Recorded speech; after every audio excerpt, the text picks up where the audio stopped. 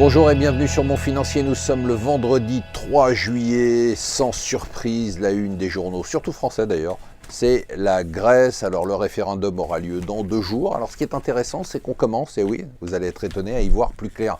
Bien sûr, on n'a aucune idée des résultats du référendum, mais on commence à savoir ce qui se passerait en cas de oui et de non, et les langues qui se délient le plus, c'est au FMI. Eh bien le FMI nous dit, voilà, la Grèce va avoir besoin de 60 milliards d'euros, pas 10, pas 20.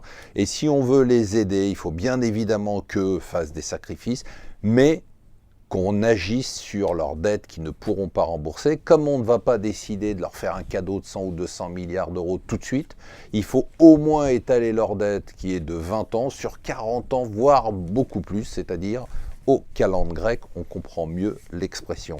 Les marchés se tiennent plutôt pas mal, sauf en Chine. En Chine, ça est la débandade, on perd encore plus de 5%, 25% donc en plusieurs semaines. Il faut dire que là, on avait vraiment une belle bulle, et une bulle, eh bien, c'est fait pour exploser. Only in America, au lieu de se lancer dans des procès qui vont durer des années, déboucher sur rien, eh bien les États-Unis préfèrent imposer des amendes. Cette fois-ci, c'est 18,7 milliards de dollars pour BP, pour la marée noire qui avait été déclenchée en 2011, 18,7 milliards de dollars. Hier, on a eu les chiffres de l'emploi. Vous savez que c'est un week-end un peu spécial aux États-Unis puisque c'est le week-end du 4th of July, Independence Day. Du coup, on a eu les chiffres du chômage en avance, on les a eu jeudi.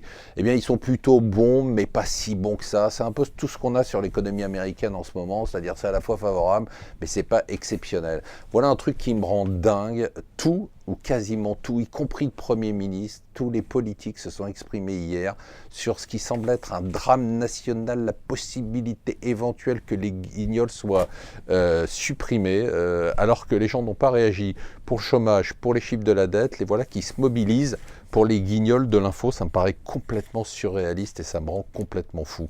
Une étude intéressante qui montre qu'il vaut mieux être patron d'une boîte du CAC 40 que d'une PME. Alors le patron du CAC 40 gagne en moyenne 2 267 000 euros. Une patron du grosse PME côté d'une ETI côté 562 000 euros en moyenne par an. Et je ne vous explique pas ce que gagne le patron d'une PME ou d'une TPE.